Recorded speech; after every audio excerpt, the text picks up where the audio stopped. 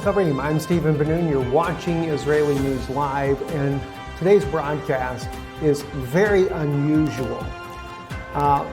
We're going to be discussing several things in our news broadcast today that clearly are, in some people's opinions, they are conspiracy theories. In other people's opinions, these things are really real. These things are happening on the earth. But we're also going to be looking at this from a prophetic standpoint, something that I discovered recently written in the book of Enoch, a book that, well, in some circles of Christianity and in Judaism, that the book of Enoch is not part of Bible, but yet it's clearly part of the Ethiopic scriptures. It was even part of the Qumran community, where there has been many fragments, including an incomplete scroll of the book of Enoch that was discovered. So the Jewish people did accept the book of Enoch as an authoritative biblical scripture at one time, and in many Bibles it still is there, including even the Et Sefer that Dr. Stephen Pidgeon has put out as well, where he put this book back in the Bible. So we're going to be looking at some things from there, and we're going to even be looking at some articles that have been considered well, some might say it's fake news, some might say it's satire. Regardless of the case, there may be some very truth to it, and this is why I wanted to talk to you about these things.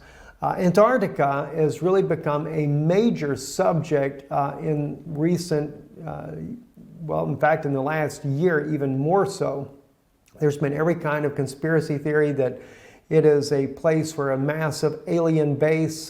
This is where aliens go at. We know of the one of the former military officers, Byrd, who fought a conflict near Antarctica and lost a lot of men, claiming that there were flying discs, flying saucers coming out of the Antarctica.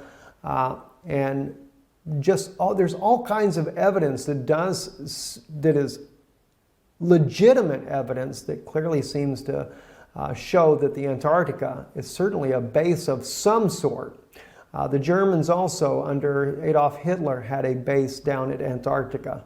There's all kinds of things that are going on in this region of the world, and this year, or actually last year, when the election, John Kerry himself disappeared down to the Antarctica during the very day of election. But what was really strange is that when John Kerry went down there, he goes to New Zealand right afterwards, and there was a massive earthquake inside of New Zealand. I'm going to share with you, you can see some of the images here on this article here from the New York Times. They'll show you some of the images of the earthquake itself. 7.8 magnitude earthquake. The earthquake was very, very shallow, and in one article that we saw that would probably be considered satire, that they have written and stated that the reason why the earthquake happened was because John Kerry did a last-ditch effort and went down to Antarctica to try to meet with the, well, as they put it there, he was meeting with the Guardians.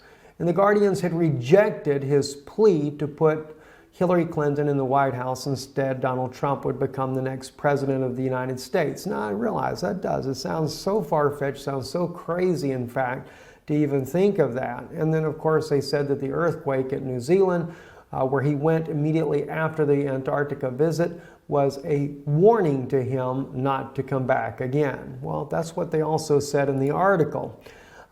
Those of you that remember, here is a picture here of the Patriarch Kirill.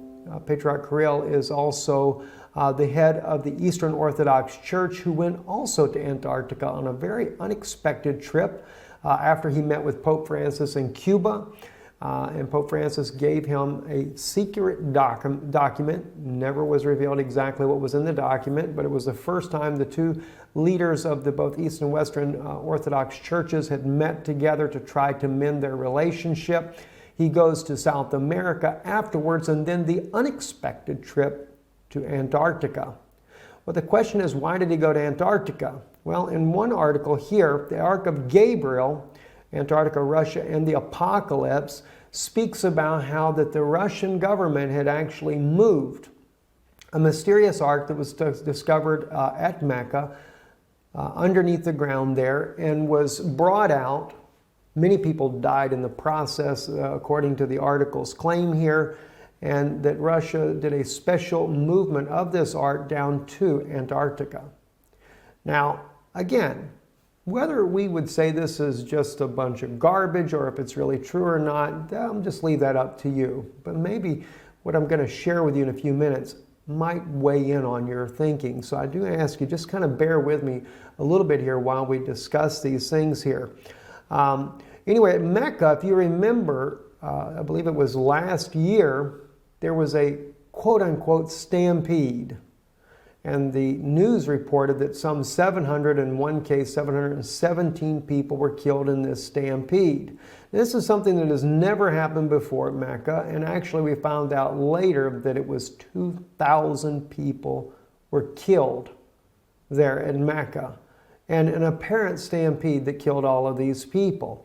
Well, not according to some of the articles there. In fact, as you can see this crane here that is toppled, that what was actually going on at Mecca was an excavation of this strange ark called the Ark of Gabriel, that according to the article here, this was something that Muhammad had said, had prophesied about. And this was buried here beneath this very place, and they were working on trying to bring it out, and some type of plasma release was done, and it caused the death of all these people. Again, is this just conspiracy theories? Is it fabricated? Who really knows? But one thing that is a fact, though, is there was a Russian ship, a scientific ship, headed to Antarctica, and that ship did stop at the port there in Saudi Arabia, supposedly to take on supplies. Well, as you know, Saudi Arabia is not necessarily the greatest friend of Russia, but they did it anyway, right? So then, after that, the ship goes to South Africa and then on to Antarctica. So they did stop and pick something up in Saudi Arabia. So maybe the article has got some truth in it after all. And then right after this ship goes to Antarctica, this is when Kirill suddenly goes down there to visit the one and only Eastern Orthodox Church at the Antarctica. So just too many strange things are happening. And a lot of people just write it off as conspiracy theories, these things about aliens and all this stuff going on in Antarctica. This is just a bunch of nonsense to begin with. Well, I always I looked at these things and I think, wow, that's pretty interesting. I will tell you though, this article here that you're seeing now in English, this article did appear in the mainstream Russian media as well. We did a report on this back months ago, and I was trying to find the actual report I did on it. Could not find it to save my life there. But I wanted to share that with you, and if you look back, maybe you can find it yourself. But when we did the report on this, we used Russian media, mainstream Russian media, that does not look at this as being just a fabrication. They actually reported it as real news, and that yes, indeed, Russia did do a secret mission down to the Antarctica and had taken a thing called the Ark of Gabriel. So there is a Russian news source out there that does not look at this as some kind of conspiracy. And it went much deeper than what this article goes into it. We shared that with you once before. But then something caught my attention the other day. As you can see on your screen now, this is the book of Enoch. I was reading in the first book of Enoch, chapter 18. And this is where the angel Uriel is taking Enoch and showing him some very interesting things. And I'm going to share with you some of the words that I read here in Enoch, and then you'll see why it became very interesting to me. If we go down to, say, verse 4 and begin there, it says, "And I saw the winds which turned the sky and caused the disk of the sun and all the stars to set. And I saw the winds on the earth which support the clouds. And I saw the path of the angels. I saw at the end of the earth the firmament of heaven above. And I went towards the south." Okay, so he goes to the end of the earth. And he speaks about going towards the south. "And it was burning day and night, where there were 7 mountains of precious stones, and 3 towards the east and 3 towards the south." Now, I began to think about this. He's talking about 7 mountains, but 3 go to the east and 3 go to the south. And he's talking about going towards the south. And I'm thinking to myself, okay, and he's talking about it being that it burns day and night. It was burning day and night. In other words, the sun is not setting. And I'm thinking to myself, well, the South Pole, that describes the South Pole like no other place on Earth. The sun just doesn't really ever set. It's always daylight. And so it really caught my attention. But then he mentioned about the 7 mountains. And of course he talks about the stones, etc. But then he says east and 3 go to the south. Well, that really got my attention. So I thought to myself, okay, is there a place down at the Antarctica that would kind of match this type of description? Well, oddly enough, there is. It's Mount Vincent. Now, you have to keep in mind what you're looking at here on your screen. You have Mount Vincent right here. It is called the Seven Summit. There are 3 going south. Now, you would say these are 3 to the west. It's actually described as southeast and southwest. But keeping in mind, when Enoch went here, the earth had not been tilted off its axis. So therefore, north and south, east and west was a bit different, right?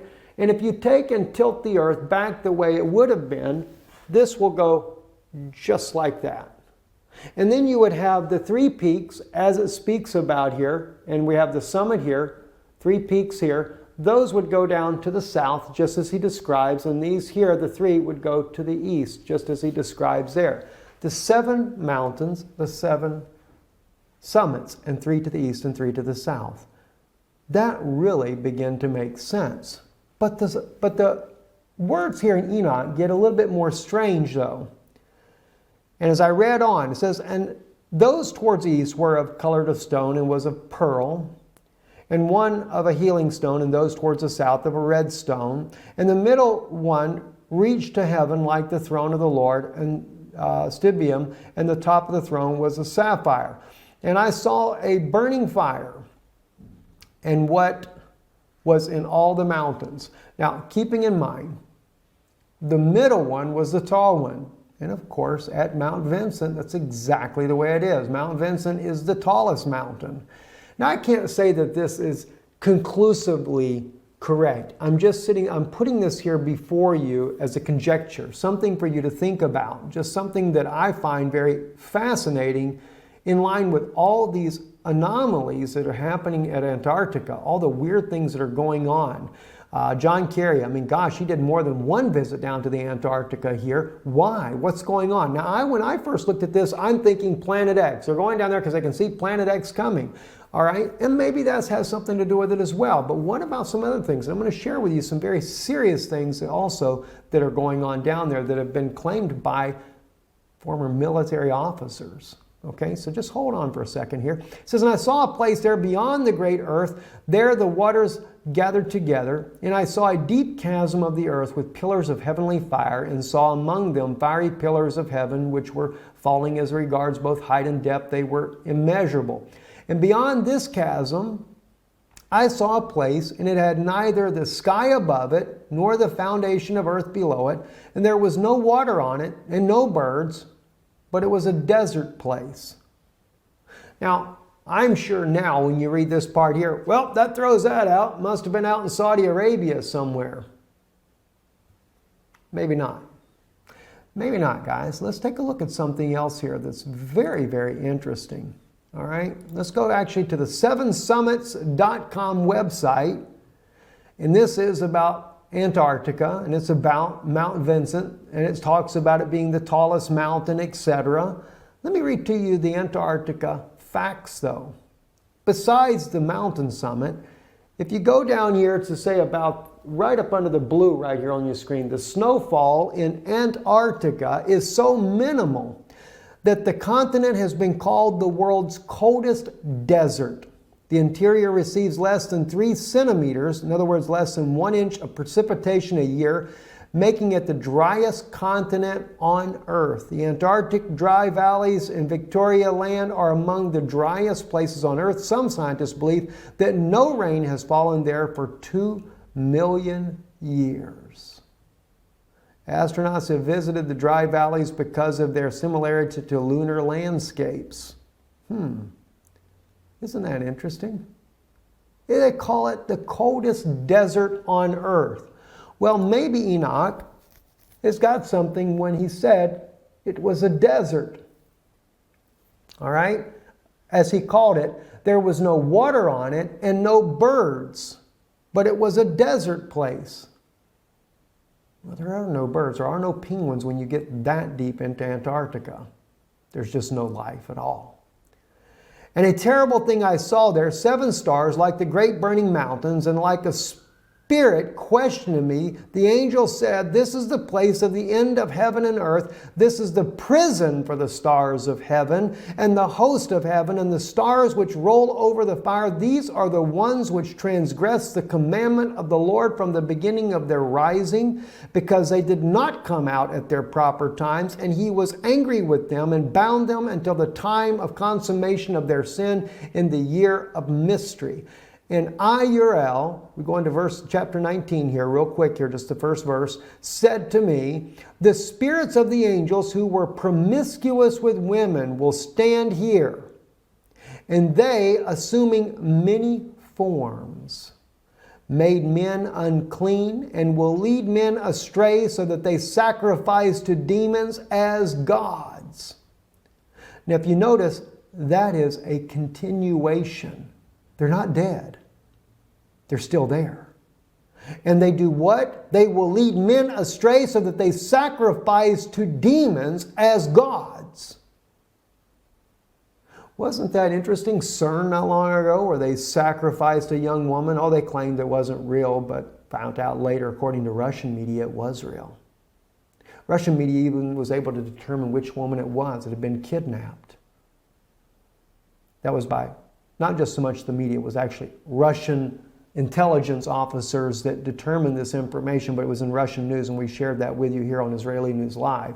So they sacrifice to demons as gods. They will stand there until the great day of judgment, on which they will be judged, so that an end will be made of them. But they still have very much access to men on this earth, and they are leading them astray, and they assuming many forms.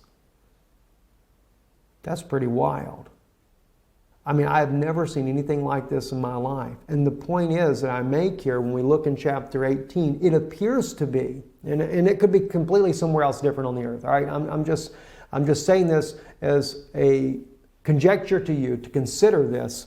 But it appears to be that Antarctica is that region that he's speaking of. For one, it has to be a place that's burning day and night. That sun is where they can see day and night. It seems to really match up, and that's what's really, really fascinating, in my opinion, there. And again, just like the mountains, if you were to take into consideration the antediluvian destruction that tilted the earth off its axis and put the earth back right on its axis, and then look at the peaks here on the map in behind you here, then you would actually have, just as it describes there in Enoch, 3 to the south and 3 to the east. Three peaks on a 7-summit mountain range, and of course the middle one being the tallest.